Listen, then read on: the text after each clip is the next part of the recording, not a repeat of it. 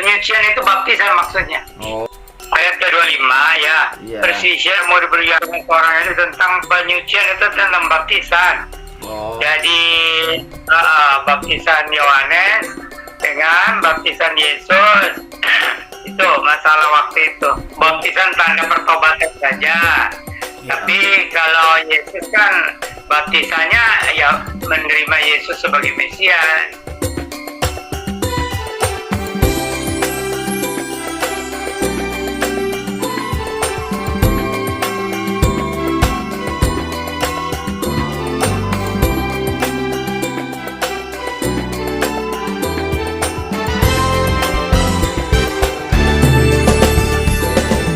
Shalom sahabat Petra yang dikasihi Tuhan. Pertolongan kita adalah di dalam nama Tuhan Allah kita yang menciptakan langit dan bumi, di dalam nama Tuhan Yesus Kristus, dan penyertaan Roh Kudus yang akan menyertai kita dalam pemahaman Alkitab kali ini. Tentu saja masih bersama dengan Om Yan. Shalom Om. Halo. Ya Om, kita mau melanjutkan ya Om tentang eksposisi dari kitab Injil Yohanes, dan kita sudah sampai ke pasal ketiga ayat yang ke-22 sampai 36. Nah, dan sahabat Alpetra, kita akan tentunya belajar banyak dari Om Yan tentang hal ini ya. Nah, Om, ini kan kalau lembaga Alkitab menuliskan judulnya kesaksian Yohanes tentang Yesus. Nah, tapi Om, kalau kita baca dalam perikop ini ada dikatakan bahwa nanti Yohanes itu kan akan mati dipenggal oleh karena Herodias ya. Gitu. Nanti mungkin kita, tapi ini saya mau nanya Om, apakah seperti itu ya Om, resiko bersaksi itu sampai saat ini gitu Om? Ya, tuh. Kalau kita bersih untuk Yesus Kristus atau untuk kebenaran, itu resikonya memang berat ya. Yang paling berat itu bisa dibunuh ya, dituduh sebagai hujatan atau dituduh penghinaan agama dan sebagainya. Iya ya Om, kita agak susah juga ya Om, apalagi di konteks di negara kita ya ada undang-undang penistaan ya Om, agak susah juga. Tapi ini ternyata dari dulu sudah menjadi apa ya, hal yang biasa ya Om. Kalau orang yang ikut Tuhan Yesus mungkin bersaksi tentang Tuhan Yesus pasti ada risikonya gitu ya Om. Ya, betul itu karena orang-orang Yahudi banyak yang fanatik juga, fanatik dengan agama Yahudi. Karena bagi mereka ya ajaran apa yang dari Musa itu betul-betul mutlak kebenarannya dan tidak boleh diganggu-gugat, tidak boleh diganti, tidak boleh disinggung, begitu. Jadi keras sekali mereka. Iya ya Om. Dan memang bersaksi ini susah ya Om. Mau dari lingkungan yang terkecil sampai yang terluas, memang agak susah ya Om kalau untuk bersaksi ya. Berat gitu. Itu sebabnya kalau orang mau bersaksi itu harus mohon hikmat. Sudah bisa sampaikan, tapi dengan kata-kata yang tidak menyerang. Oh iya Om ya, tetap harus kita minta hikmat Tuhan ya, supaya jadi saksi ya, baik di dalam keluarga atau di masyarakat, di negara atau di dunia gitu.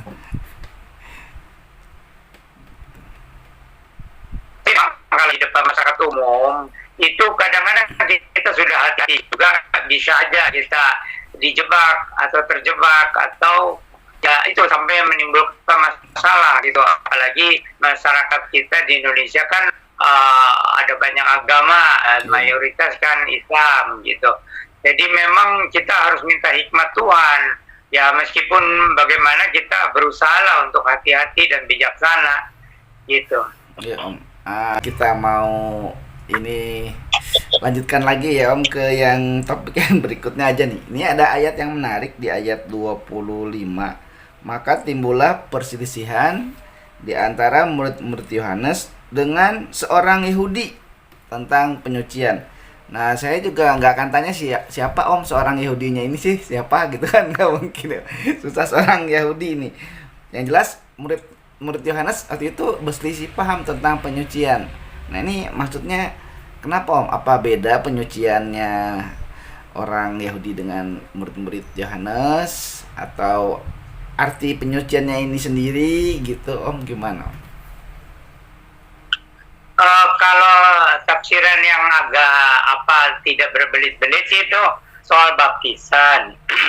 Jadi waktu itu kan Yohanes Pembaptis kan membaptiskan orang juga. Nah, tetapi kalau orang Yahudi itu membaptis proselit, ya, jadi orang yang bukan Yahudi, kalau mau masuk agama Yahudi itu harus mengalami baptisan. Nah, itu berbeda di sini dengan baptisan Yohanes. Jadi kalau baptisan Yohanes itu baptisan perkataan, harus betul-betul itu diiringi oleh pertobatan, ya. Jadi dari yang tadinya tidak gitu ya. Nah, tapi yang baptisan itu masuk agama gitu. Jadi orang yang bukan Yahudi, masuk agama Yahudi, maka persyaratannya harus dibaptiskan gitu. Jadi beda dengan baptisan Yohanes. Kalau baptisan Yohanes itu bukan pertobatan soal hati, ya, soal kehidupan, tapi kalau baptisan Yahudi ini masuk agama, jadi beda konteks. Beda pemaknaan dan konteksnya ya Om. Ya. Betul. Nah itu juga mungkin sekarang sering masih ada yang berdebat nih, dipercik apa diselam apa di gimanain, dijeburin gitu. Tapi itu nggak akan kita bahas ya Om. Karena makna baptisan bukan itu ya Om. Betul. Ya Om. Nah baik Om, ini selanjutnya nih Om, kalau di ayat-ayat selanjutnya ada yang menarik, itu ketika murid-muridnya bertanya kepada Yohanes gitu, terus Yohanes tuh menjawab, katanya nggak apa-apa ya, seolah-olah gitu ya Om, ada orang yang baptisin, ya nggak apa-apa gitu kan, dia membaptis juga dan semua orang pergi kepadanya, ini kan Tuhan Yesus yang ngebaptisin gitu.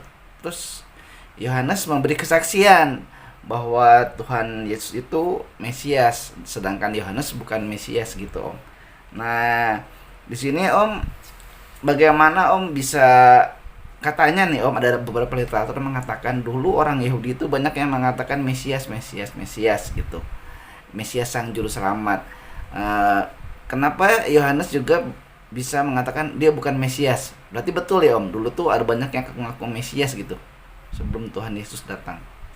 Ya, betul. Sebelum Yesus dan sesudah Yesus ada orang-orang yang mengaku sebagai Mesias yang dijanjikan.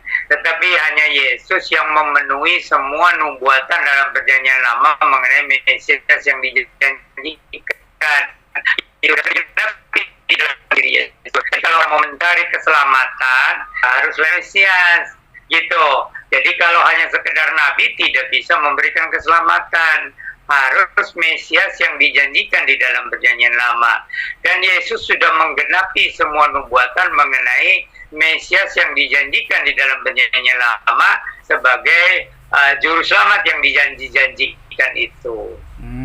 Jadi kalau gitu ya memang berarti udah dari dulu ya Om, sudah ada gitu. Makanya ditegaskan gitu, aku bukan Mesias tetapi aku diutus untuk mendahuluinya. Nah ini kembali lagi Om, jadi Yohanes itu disuruh bersaksi ya Om, bahwa akan datang Mesias gitu.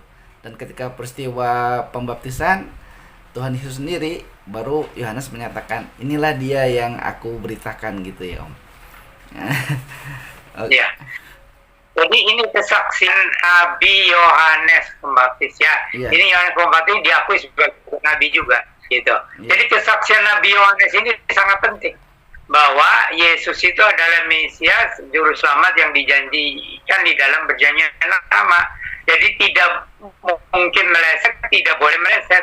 Bahwa kalau ingin mendapatkan keselamatan yang kekal dari Tuhan Allah sejati, ya harus melalui Yesus Sang Mesias juru selamat yang dijanjikan ini. Di luar Yesus Sang Mesias tidak keselamatan, yang ada hanya agama. Tidak boleh meleset itu tadi gimana ya Om? Maksudnya Om? Karena nubuatan mengenai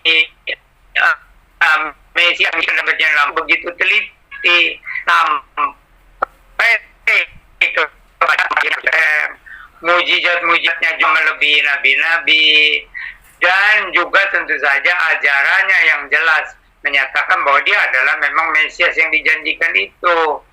Lalu ada lagi juga bahwa Mesias yang dijanjikan itu harus untuk menebus dosa dan harus bangkit dari antara orang mati. Tapi mengenai hal ini orang Yahudi juga belum jelas.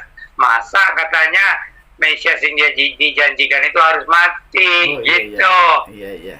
Jadi kan kalau namanya Mesias yang dijanjikan ya jangan mati, apalagi dibunuh, gitu kan. Bagaimana jadi raja untuk selama-lamanya? Om, di percakapan dengan murid-muridnya itu juga Yohanes berkata, itulah sukacitaku, dan sekarang sukacitaku itu penuh. Ia harus makin besar, tetapi aku harus makin kecil. Nah, ini Om, sukacita ini sukacita apa ya Om? Sukacita karena dia mendapat keselamatan atau mengabarkan kabar keselamatan itu? Jadi ini ya, Nabi Yohanes Pembaptis ini ya ditugaskan menjadi semacam memperkenalkan Mesias yang dijanjikan itu ya. Jadi itu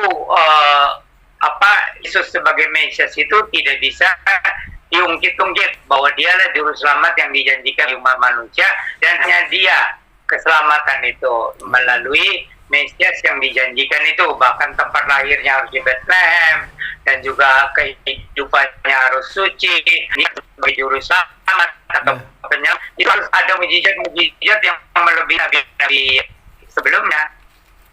Kayak ketanda-tanda lagi ya Om, kayak yang lalu gitu. Jadi ada tanda-tanda yang menyertainya gitu kan Om. Ya, itu betul harus. Kalau juru selamat umat manusia atau nabi yang dijanjikan, itu mujizat-mujizatnya harus melebihi nabi-nabi sebelumnya. Oh iya Om. Karena nabinya kan dulu juga nabi-nabi terdahulu juga mungkin melakukan hal yang sama ya Om. Dan kita udah bahas ya bahwa Yohanes ini bisa disebut rasul, bisa disebut nabi ya. Udah Om jelaskan sih waktu itu. Tapi mungkin bisa dijelasin lagi Om. Ini karena posisinya Yohanes, karena Om nyinggung tentang kenabian. Gimana Om?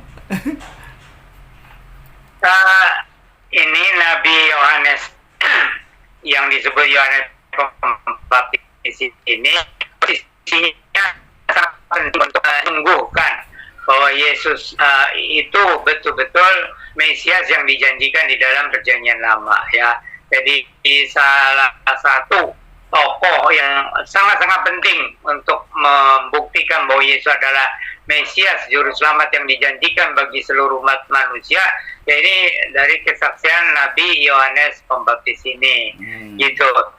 Tetapi Yesus ini sebenarnya juga pernah mengatakan sebenarnya lebih penting dari kesaksian Yohanes Pembaptis itu yaitu mujizat-mujizat yang Yesus sendiri lakukan, karena mujizat-mujizat Yesus itu melebihi nabi-nabi yang ada, yang pernah ada, gitu. Jadi itu dari segi mujizat saja mestinya manusia itu harus tahu bahwa Yesus Kristus itulah juru selamat yang dijanjikan di dalam Perjanjian Lama. Ya, tidak ada orang lain yang bisa menggelar sebagai Mesias atau juru selamat yang dijanjikan itu. Dan itu sudah dibuktikan oleh Tuhan Kristus, gitu. Iya Om.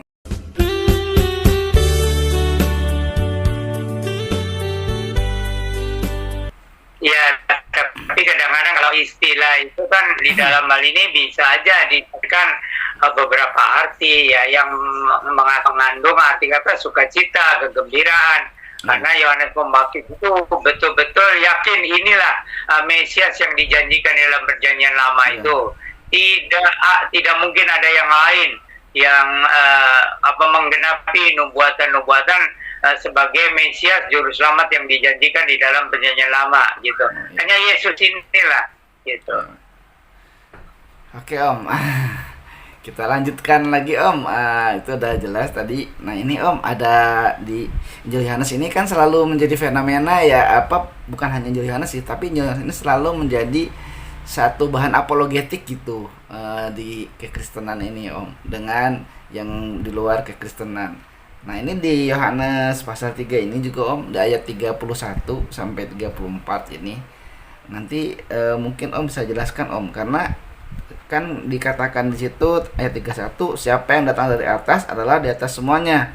Siapa yang berasal dari bumi termasuk pada bumi dan berkata-kata dalam bahasa bumi. Siapa yang datang dari sorga adalah di atas semuanya. Ia memberi kesaksian tentang apa yang dilihatnya dan yang didengarnya, tetapi tak seorang pun yang menerima kesaksiannya itu. Terus ayat selanjutnya gitu. Siapa yang menerima kesaksiannya itu, ia mengaku bahwa Allah adalah benar. Nah ini Om, ini kan seringkali dikaitkan dengan bukan sosok Tuhan Yesus ya Om ya. Itu Om. Karena kata-katanya kan dari Jadi surga.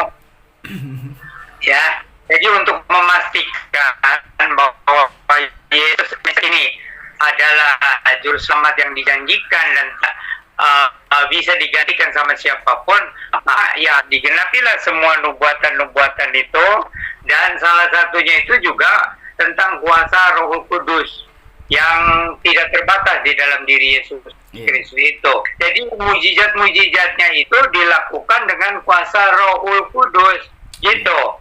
Jadi ini sebagai kesaksian dialah Mesias yang dijanjikan itu.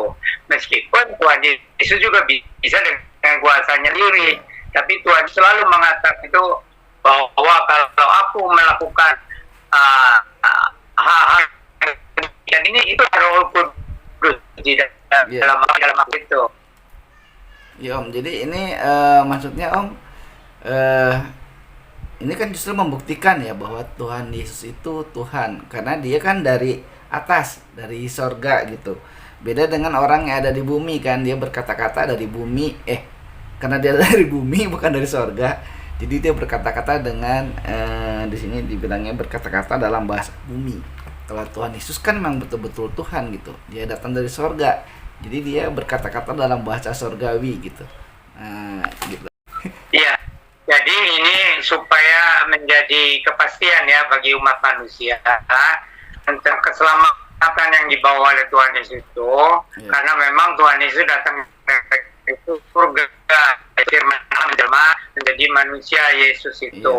Jadi tidak ada yang bisa menggantikan Yesus sebagai juru selamat ya, karena dia adalah Mesias yang dijanjikan itu. Lalu juga semua bukti-buktinya itu hanya bisa dipenuhi oleh Tuhan Yesus ini ya. Yang juga yang sangat penting itu tidak boleh ada dosa, tidak boleh ada noda di dalam kehidupan Mesias yang dijanjikan atau juru selamat yang dijanjikan bagi seluruh umat manusia. Itu sangat penting. Jadi kalau ada orang ya meskipun misalnya mengaku nabi, tapi ternyata hidupnya tidak suci bersih, tidak putih, ada noda lah secara manusia juga. Itu tidak mungkin Mesias yang dijanjikan atau menjadi selamat atau menjadi nabi yang dijanjikan di dalam perjanjian lama gitu. Ya, Om. Nah ini juga Om berkaitan dengan ayat yang selanjutnya kan dibilang ada yang disebutkan itu dituliskan diutus Allah gitu. Yohanes diutus Allah, nabi-nabi juga diutus Allah kan Om. Nah Tuhan Yesus kan berarti dia tidak diutus Allah kan Om, dia mengutus dirinya sendiri. Ya balik lagi ke yang Yohanes 1 ayat 1 sama 14 ya Om. Gini, Tuhan Yesus juga diutus, cuma diutusnya dari sorga gitu ya, diutusnya dari sorga untuk turun ke dunia menjelma menjadi manusia. Jadi bukan sesudah lahir, sudah beberapa lalu diutus jadi nabi gitu, atau juru selamat atau jadi Mesias, bukan. Diutusnya dari sorga supaya turun ke dunia untuk menjadi juru selamat. Maka penjelasannya itu firman Allah sendiri yang menjelma menjadi manusia Yesus itu. Jadi ini supaya manusia itu jangan ragu-ragu, hanya dia Yesus Mesias itu yang bersama umat manusia seluruhnya itu tidak bisa diganti lah. Baik dari memenuhi semua nubuatan, dari kehidupan yang tanpa dosa, tanpa nafsu lah. Gitu. Dan juga bukan berarti kalau diutus dari sorga berarti Allahnya nggak ada di sorga juga ya Om. Kan nanti pemahaman jadi gitu Om, karena tadi kan Om bilang diutus dari surga Tuhan Yesusnya, oh berarti di Ya. surga kosong. Jadi Allah yang di Bapa itu menjelmakan pribadi firman Allah menjadi manusia Yesus Kristus. Ini banyak orang tidak memahami bahwa firman Allah itu seorang pribadi juga bersama-sama dengan Allah itu. Jadi konsep tunggal itu meskipun tidak istilahnya di dalam perjanjian lama konsep tunggal itu keabadian, yaitu Allah, firman Allah dan Roh Kudus ya.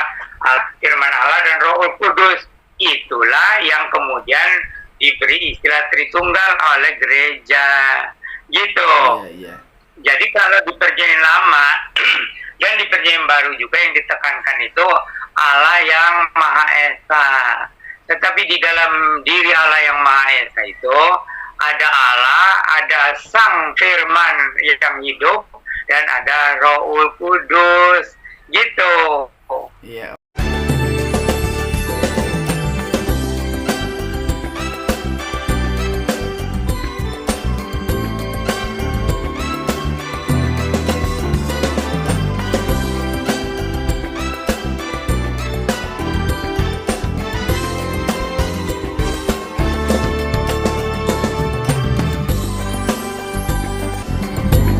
Saya semua berkat semua pemirsa Alpetra TV.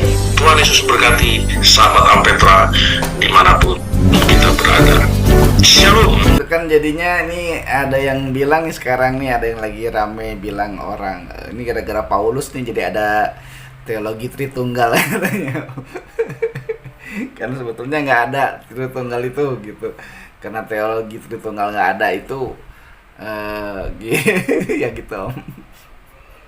Jadi begini, jadi di antara para rasul itu memang Rasul Paulus lah yang dianggap sebagai teolog gitu, bukan hanya rasul tapi teolog ya, karena ya soal pendidikannya juga ya. Kalau rasul-rasul Yesus yang lainnya itu kebanyakan itu akan ulama, jadi seperti Hidayah gitu ya. Cuman tingkatan SD seolah gitu ya. Tetapi kan yang melatih, yang mengajari kan Tuhan Yesus sendiri. Tetapi kalau Rasul Paulus ini boleh dikatakan Rasul Paulus satu-satunya yang pendidikannya setingkat, kalau sekarang mah setingkat sarjana lah. Gitu. Meskipun di waktu itu belum ada pendidikan setingkat sarjana.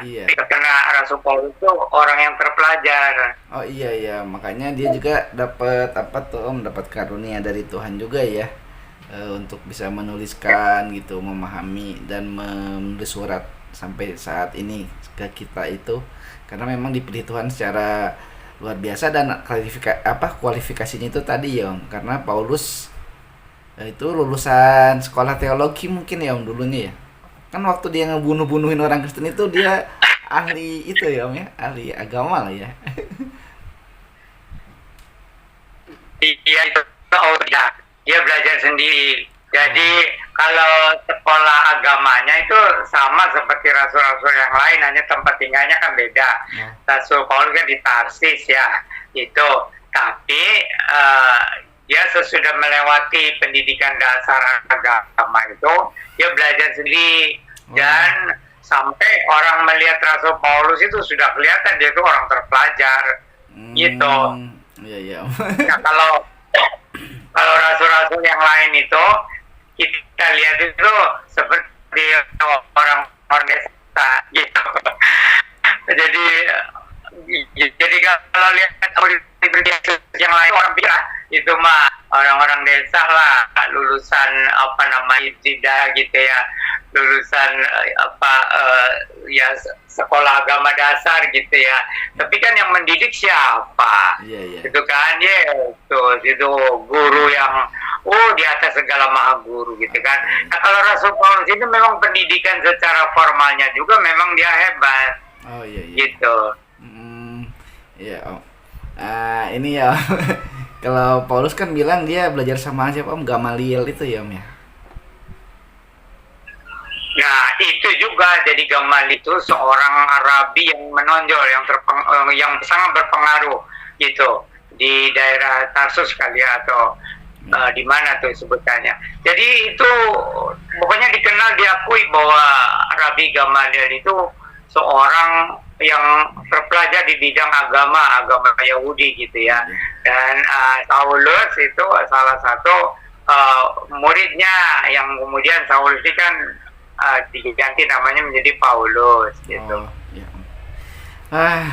Ini memang kalau kita mengekspos firman Tuhan ini pasti menarik ya Om, dan juga harus ditekankan juga nih buat sahabat Alpetra, kalau kita lagi belajar Alkitab jangan terpaku ke satu ayat atau satu perikop, karena semuanya nyambung ya Om ya. Dan kalau kita baca Alkitab sepotong-sepotong, comot-comot, nggak bakal paham ya Om. Ya, itu betul. Jadi sebelum Om masuk sekolah teologi ya, Om tuh sudah baca ayatnya dari Kejadian sampai Wahyu sekali apa 2 kali dah itu. Ya, artinya itu. Jadi dasar orang belajar teologi itu harus dari Alkitab gitu. Iya. Jadi itulah dasar Om itu ya cukup kuat lah di dalam Alkitab gitu. Iya Om. Baru kemudian sekolah teologi. Iya Om, itu karena memang harus rajin sih ya Om ya. 3 tahun pertama baca Alkitab selesai itu kan cuma baca aja. Tahun keempat tuh mulai terus tahu letaknya gitu ya, terus mulai. Nah ini udah 20 tahun lebih baca bolak-balik, malah sering kadang-kadang itu Om, ini apa ya ini Om gitu. Wah ini kok gini ya gitu. Tapi betul, itu betul. Jadi kita tidak mungkin bisa menguasai Alkitab meskipun berapa tahun ya ulang-ulang pun tidak mungkin kita menguasai makna dari ayat-ayat di dalam Alkitab, baik PL maupun PB. Iya Om, ajaib ya Om Alkitab kita itu. Oke Om. Ini Om, ayat yang ke-34 nih Om. Mungkin nanti Om juga bisa jelasin. Sebab siapa yang diutus Allah, dialah yang menyampaikan firman Allah, karena Allah mengaruniakan rohnya dengan tidak terbatas. Nah ini Om, gimana Om? Ya ini diutus Allah udah dibilang ya, utusnya dari sorga, gitu ya. Bukan sesudah dia lahir di dunia dewasa baru diutus. Kalau Yesus diutusnya dari sorga untuk menjelma jadi manusia, gitu ya. Dan kelebihan Yesus itu bahwa dia dipenuhi oleh Roh Kudus yang tidak terbatas. Jadi tidak seperti nabi-nabi yang lain. Ada urapan Roh Kudus ya, tapi sekedarnya itu. Nah kalau orang yang sekarang, ya itu, kalau orang-orang zaman sekarang yang diutus itu kan disertai Roh Kudus juga kan, kalau lihat di Kisah Para Rasul 1:8 kan Roh Kudus menyertai gitu. Apa itu terbatas atau enggak?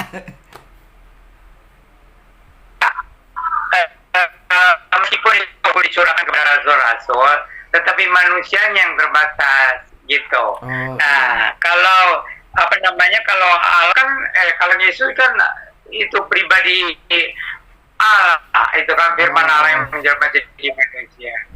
Jadi kalau Tuhan Yesus itu penuh kudus dan nikmat itu sampai maksimal sebagai manusia juga. Tapi kalau rasul-rasul itu semua ada keterbatasan gitu. Ini ayat ini berarti konteksnya roh yang tak terbatas itu ada pada diri Tuhan Yesus sendiri ya, karena Dia adalah Allah sendiri, tentunya tidak terbatas gitu. Tapi kalau untuk para rasul atau orang-orang yang dikirim untuk bersaksi, itu Roh Kudus menyertai, tapi bisa aja jadi berbuat salah gitu. Tapi kalau Yesus itu meskipun sebagai manusia betul-betul dipenuhi Roh Kudusnya setiap saat. Nah ini terus kalau kata-kata yang sebelumnya Om, sebab siapa yang diutus Allah, dia akan menyampaikan firman Allah gitu. Itu kan banyak yang ngaku tuh, saya diutus Allah gitu, terus dia menyampaikan firman Allah, tapi bukan firman Allah ternyata Om. Nah, itu gimana Om kita menyikapinya? Ya, jadi ada ayat yang mengatakan ujilah dulu katanya, pertama menguji kehidupannya. Jadi kalau kehidupannya menuruti nafsu duniawi ya, atau tidak bisa dia hidup suci, benar-benar suci kudus, ya itu kita harus memberikan tanda tanya. Ini sebenarnya dia ngaku-ngaku kali sebagai nabi, sebagai rasul ya. Kalau ada, tetapi kalau Yesus tidak diragukan lah, karena baik dari pengakuan orang, tapi juga dari kenyataannya, Roh Kudus itu memenuhi Yesus itu tidak terbatas, gitu. Om, ini kalau misalnya kita kan di gereja juga suka ada ya Om, pengutusan gitu. Nah, itu apakah ayat ini bisa diterapkan nggak Om gitu? Bahwa ketika diutus, orang diutus itu oleh gereja akan menyampaikan firman Allah, bersaksi, mungkin menginjili gitu Om. Ya, jadi bergantung kepada pribadi orang itu. Jadi kalau pribadi betul-betul pertama sudah banyak membaca firman Tuhan dari Kejadian sampai Wahyu udah bolak-balik. Kedua juga tentang penyerahannya kepada Tuhan Yesus Kristus. Lalu juga jadi ketundukannya kepada bimbingan Roh Kudus itu. Jadi makanya tingkatannya beda-beda gitu. Tapi kalau rasul-rasul Tuhan Yesus itu kan dididiknya khusus oleh Tuhan Yesus gitu. Jadi 12 murid itu ya, satunya kan itu Yudas ya, itu karena meskipun dia murid Yesus, dia hatinya sudah dari awal itu tujuannya uang, karena dia diserahi sebagai bendahara gitu. Jadi kalau mengikuti Yesus ya tujuannya sudah tidak terus, udahlah, apakah dia pendeta atau penginjil atau majelis ya, kalau tujuannya menjadi orang Kristen tidak betul-betul tulus terhadap Tuhan Yesus Kristus, ya pastilah itu tidak akan bisa memuliakan Tuhan Yesus. Iya ya Om, saya ya itulah, jadi balik lagi yang kata Om itu dari 12 orang pasti ada satu Yudasnya ya, gitu Om. Ya udah. Itu hanya untuk contoh saja. Kalau Yesus sendiri pilih 12 murid bisa satunya jadi Yudas, apalagi sekarang sudah Yesus ya, jadi bisa aja gitu. Jadi makanya kita jangan memandang manusianya, katanya kan sudah sering tuh di dalam gereja, jangan pandang manusia gitu kan. Nah ini yang repot juga di sekolah teologi gitu. Jadi kalau di sekolah teologi kan banyak saja ya. Nah, kalau misalnya dari 12 satunya Yudas, gimana itu ya? Tetapi kali kenyataannya di masyarakat yang suka begitu. Makanya sampai jemaat jadi menjadi syak ya. Jemaat jadi seperti, kok pendeta begitu gitu. Kok hamba Tuhan begitu. Padahal contohnya kan sudah ada dari 12 murid Yesus kan satunya Yudas. Memang sering kali gitu sih juga sih Om ya, dari pendetanya misalnya mentang-mentang dia pendeta, dia khotbah, dia gembalanya seolah-olah ada sayap gitu di sininya gitu. Wah, udah kayak apa aja tuh kan, saya ngeritik lagi kan Om. Ya. Jadi kita juga jangan terlalu cepat menghakimi ya. Jadi kalau Anda hamba Tuhan ya, ada catatannya ya kita doakan. Kecuali kalau jelas ini pendeta ini belum tobat. Nah ini ada betul-betul si Yudas lah itu. Gitu. Tapi kalau sebagai pendeta kan manusia, tidak yang sempurna. Tapi yang penting jangan seperti Yudas gitu. Kan pendeta juga bisa ngomong, saya tuh diutusnya untuk menyampaikan firman Allah gitu, bukan jadi untuk mengurusin jemaat lah, yang sakit lah, yang miskin. Nah kan itu susah juga tuh Om, kok kayak gitu. Yang kritik lagi saya Om. Nah itu pendetanya nggak baca perjanjian baru tuh. Kan murid-murid Yesus kan diutus. Murid-murid Yesus kan diutus tuh untuk menyembuhkan yang sakit dan dan ada apa tuh itu tugasnya sebagai murid Yesus. Itu. Ya, memang akhir-akhir ini kan banyak yang gitu, gembala atau pendeta tuh banyak yang nggak peduli gitu, nggak pernah kunjungan aja nggak pernah. Saya dulu tiap hari sama Om kunjungan panas terik sampai malam, kadang-kadang dari pagi. Wah itu ya Om, daripada saya kritik orang kan mendingan saya cerita itu aja deh Om.